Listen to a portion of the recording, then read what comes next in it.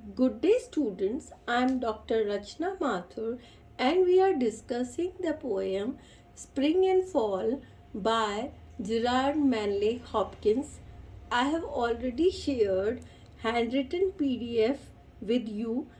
Now we will discuss the summary of the poem. The poem opens with a question to a child: Margaret, are you grieving over Golden Grove unleaving?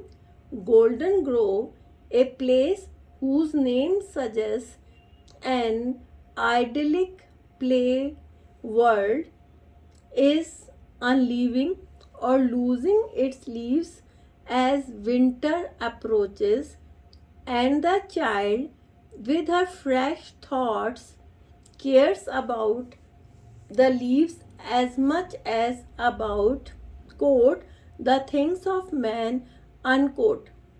The speaker reflects that age will alter this innocent response, and that later whole worlds of forest will lie in leafless disarray.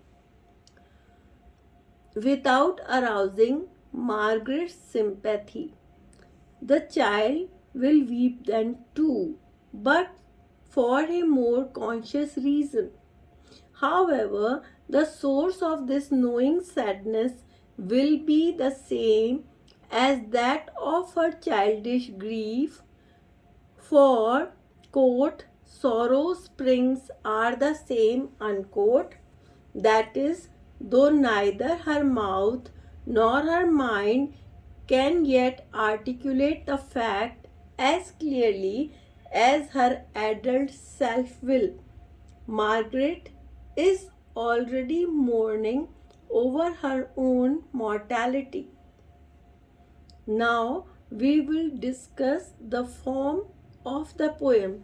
This poem has a lyrical rhythm appropriate for an address to a child.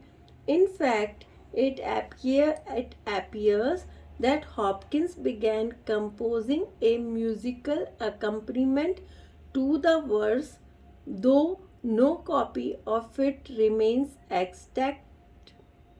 The lines form couplets, and each line has four beats. So this is important. The lines form couplets, and each line has four beats, like the characteristic ballad line, though they contain an irregular number of syllables. The sing-song effect this creates in the first 8 lines is complicated into something more uneasy in the last 7.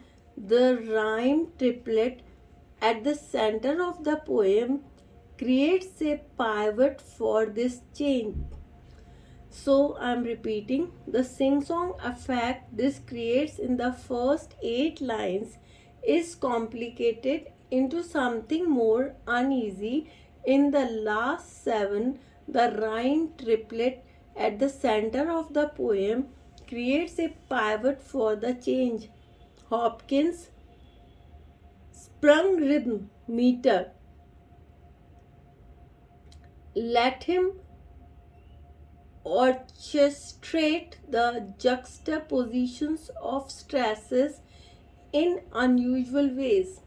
He sometimes incorporates pauses like musical rests in place where we would expect a syllable to separate two syllables. For example, after Margaret in the first line and leaves in the third. At other times, he lets the stresses stand together for emphasis, as in, quote unquote, will weep, and, quote unquote, ghost guest. The alliteration here contributes to the emphatic slowing of the rhythm at these most earnest and dramatic points in the poem. The title of the poem invites us to associate the young girl Margaret in her freshness, innocence, and directness of emotion with the springtime. Hopkins' choice of the American word quote unquote fall rather than the British word autumn is deliberate. So I am repeating, the title of the poem invites us to associate the young girl Margaret in her freshness, innocence, and directness of emotion with the springtime. Hopkins' choice of the American word quote unquote fall rather than the British quote unquote autumn is deliberate. It links the idea of autumn decline or decay with the biblical fall of man from grace. That primordial episode of loss initiated human mortality and suffering in contrast. So, this is important, that primordial episode of loss initiated human mortality and suffering. In contrast, the life of a young child, as Hopkins suggests, and as so many poets have before him, particularly the Romantics, approximates the Edenic state of man before the fall. Margaret lives in a state of harmony with nature that allows her to relate to her paradisal golden grove. I am repeating, quote unquote golden grove, with the same sympathy she bears for human beings, or put more cynically, for the things of man. Margaret experiences an emotional crisis when confronted with the fact of death and decay that the falling leaves represent.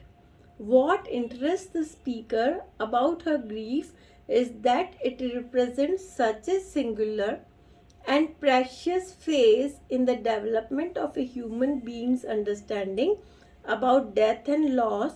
Only because Margaret has already reached a certain level of maturity can she feel sorrow at the onset of autumn.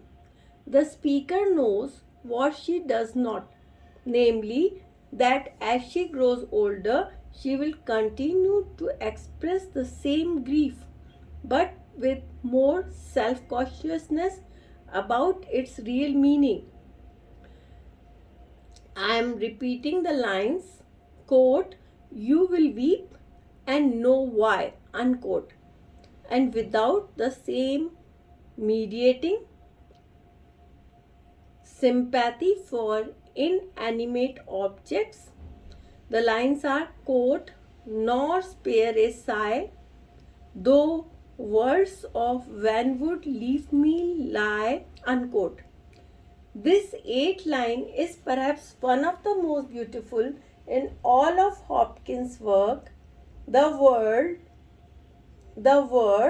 quote unquote, worlds suggests a devastation and decline that spreads without end, well beyond the bounds of the little, quote unquote, golden grove that seems so vast and significant to a child's perception.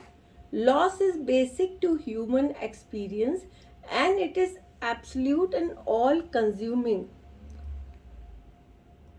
Quote unquote Vanwood carries the suggestion of pallor and sickness in the word quote unquote van, and also provides a nice description of the fading colors of the earth as winter dormancy approaches.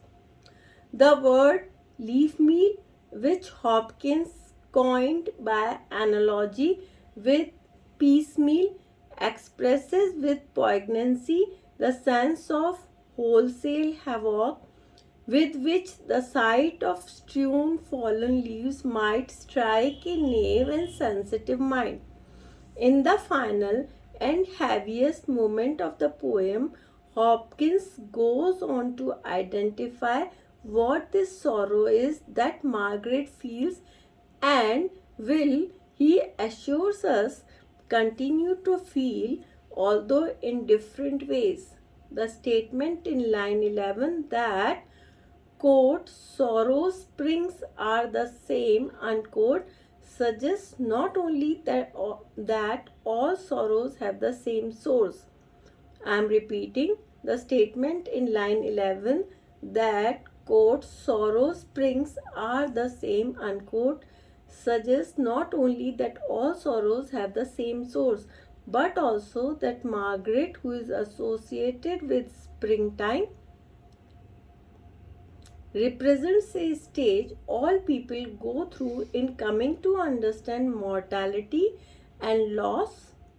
What is so remarkable about this stage is that while the quote unquote mouth cannot say what the grief is for, nor the mind even articulate it silently, a kind of understanding nevertheless materializes.